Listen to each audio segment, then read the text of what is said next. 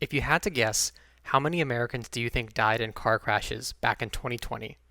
Keep in mind, this was the height of the COVID pandemic. Lots of us were stuck at home and not driving nearly as much as usual. As a hint, here's some other ways people died that same year.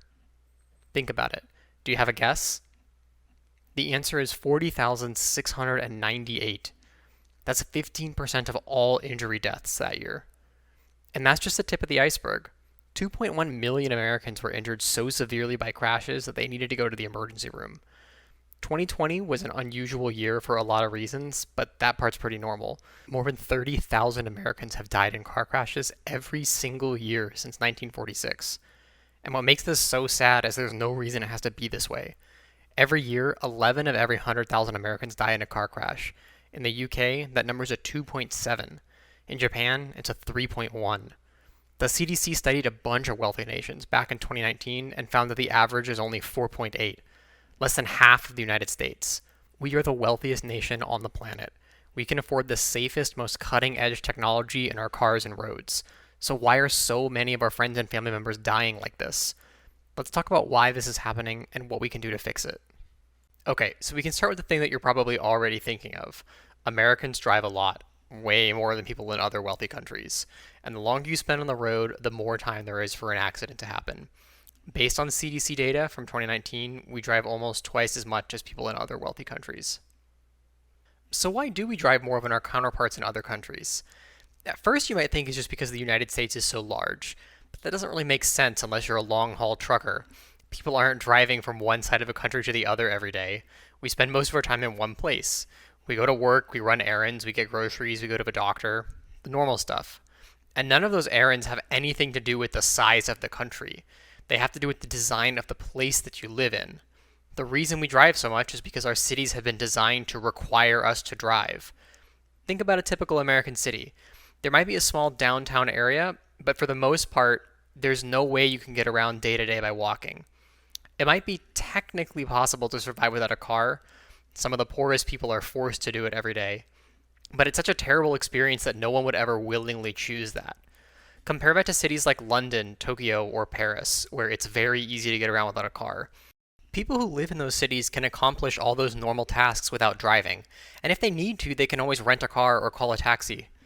And because those cities have that good transit infrastructure, people aren't constantly driving around and then dying in the car crashes. So what would happen if American cities were designed better, so that people didn't have to drive quite so much? Well, there's a few cities here that already have decent public transit systems. Let's take a look at those numbers and compare. As of 2020, the United States has about 11.6 car crash deaths for every 100,000 people. If we look at some of our most car-infested cities, those numbers match up. Houston is at 11.6, the same as the national average. Los Angeles is 7.3. But if we look at cities with higher public transit usage, the numbers are way better. San Francisco is only a 3.8, and New York City is only a 2.7, nearly 80% lower than the national average. If the whole United States had that same rate as New York in 2020, we would have saved 30,000 lives. And keep in mind, these numbers are only considering deaths, but a huge number of people have their lives destroyed by non-fatal injuries. That same year, more than 2 million people were injured so severely they were sent to the ER. The United States is a big place. We are always going to have rural areas that will be car dependent, and that's fine. It's like that in every country. But the vast majority of people, about 80% according to the last census, live in urban areas. In fact, 23% of the entire US population lives in just 10 cities, which take up less than 0.5% of the total land. This is good news. Investing in better public transit in just a small number of places would have a huge impact on a large chunk of the population. So we got the obvious problems out of the way, but what about the less obvious stuff? We drive twice as much as people in other countries, but we're dying way more than twice as much. So what explains the difference? There are a lot of reasons here, but I'm going to bucket it into two problems: bad road design and bad car design. Let's start with the road design. So in general, our brains are kind of on autopilot when we drive. We don't consciously consider exactly what speed we're going to drive at every minute. We just kind of go with the flow. That natural speed that we drive has basically nothing to do with the posted speed limit. Instead, it has to do with how the road feels. If your road has things like wide lanes, a median, or a hard shoulder, it feels safer to drive fast. Take a look at these pictures.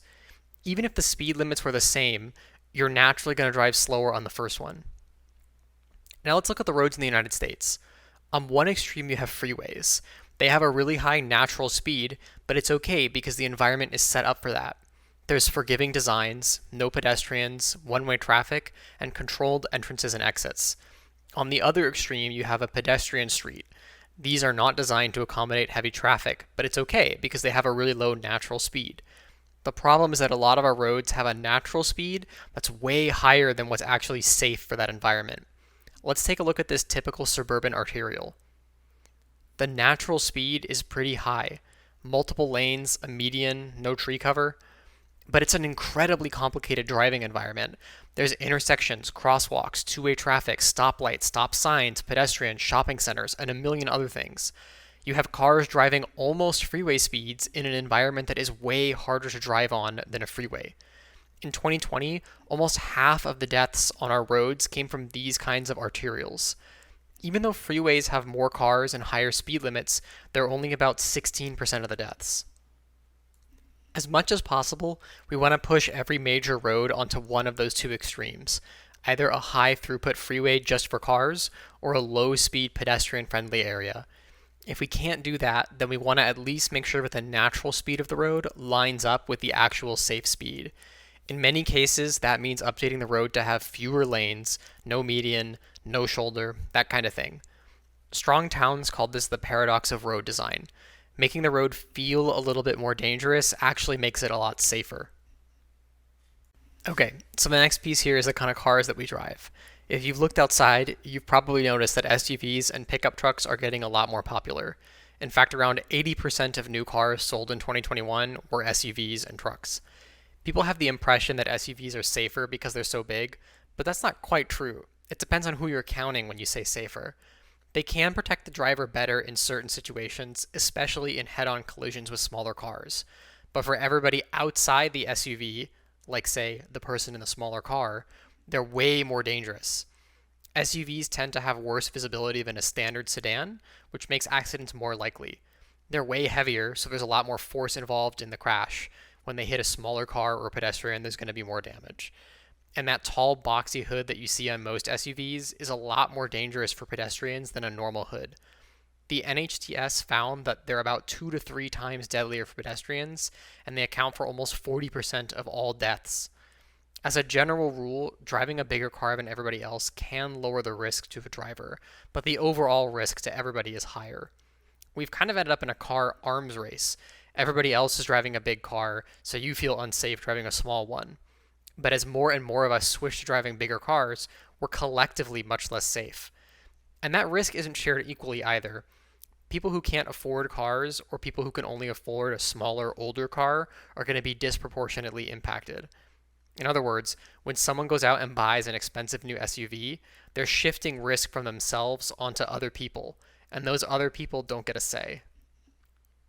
People will often say that they need an SUV or a truck because they haul cargo or tow things. But really, I think if we're being honest, they're just buying them for the aesthetic. Most people who own SUVs are not regularly hauling around heavy equipment. If they need to every now and then, they can just rent a truck.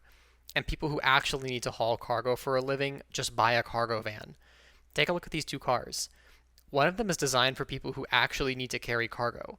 It has better visibility, it's going to be safer in a crash, it's got more cargo space inside, and it's probably cheaper.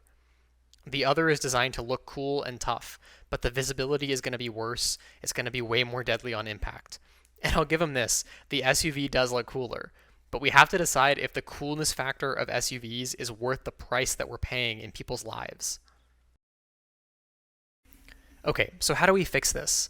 First and foremost, we need a massive investment in public transit. The Inflation Reduction Act gave about $3 billion to fix some of those unsafe roads in poor areas. And that's nice, but there's nothing in there for transit. The 2021 infrastructure bill allocated $109 billion for transit, but the same bill spent $432 billion on highways. Those numbers need to be reversed. I'd argue that we shouldn't be spending money at all on new highway construction or expansion. Keep the existing highways repaired if we need to, but we can't be investing money into a solution that's dangerous and won't scale. Second, we need to embrace transit-oriented development and update the zoning codes in our big cities. Public transit cannot work effectively when everything is so spread out and car-oriented. If people want to live in a suburb, that's fine, but there's no reason that our major cities should be zoned like a suburb. I'd argue that we should mandate high-density zoning within a 10 to 15-minute walking distance of any transit stop, and our cities need to offer incentives for any new construction around those transit stops, like expedited approval or tax breaks. Third, we need to update our car safety standards to consider the total risk to human life, instead of just the risk to the people inside the car. We should require new cars to go through crash testing against pedestrian test dummies, similar to what's often done in Europe. We also need to update the Energy Tax Act to stop encouraging the construction of these huge vehicles. As it stands now, car manufacturers get fined when their vehicles don't meet fuel efficiency standards, but incredibly, SUVs are exempt from this rule, which just incentivizes car companies to make them even more. This is extra frustrating because even if you ignore the safety side of this, the whole point of this law was to encourage fuel efficient vehicles, and right now it's encouraging construction of the least efficient type of vehicle. Cars are way safer today than they were back in the 1900s. And that's not because humans are better drivers or have better personal responsibility than we did back then. It's because we fixed a bunch of the problems. We forced car manufacturers to put in airbags and seatbelts. We made them start running crash tests and adding crumple zones to cars and a million other things, even when they complained it was totally impossible and it would destroy the industry. But now it seems like we've gotten to a point where we've decided this is as good as it's going to get, and we don't have to try anymore. But we shouldn't be complacent on something that is still killing and maiming so many Americans every year. There's a huge disconnect between the things that are actually dangerous and the things that we feel are dangerous. Take a look at this graph from back in 2016. On the left, it shows the actual causes of death from that year, and on the right, you can see how much time some major news networks dedicated to each of those causes. We spend nearly half of the time talking about things like terrorism and murder, but when you look on the left, those sections are so small you can't even see them. I'm not saying it's wrong to report on these things, but you end up in a situation where the deadly but boring things like this never get talked about and then never get fixed. Here's some perspective. Cars kill more than 10 times as many people as died on 9/11 every single year. And they seriously injure more than 1,000 times that number every single year. Since we started tracking this in 1900, almost 4 million Americans have died. It doesn't have to be that way, and it's not that way in other wealthy nations. When a crash happens, it's so easy to blame the driver. Maybe they were drunk, or they were distracted by their kids in the back seat, or they were just having a bad day and weren't paying attention. But how does that help anybody? It's useless to play the blame game here. Human beings have always and will always make mistakes. We will always lose focus, fall asleep, get into arguments, have weird health problems. The question is, do we think that people deserve to die for those mistakes when we could easily prevent it? Most wealthy countries have already solved this problem. And it just makes me wonder, how many more Americans are we going to let die before we decide to fix the problem too?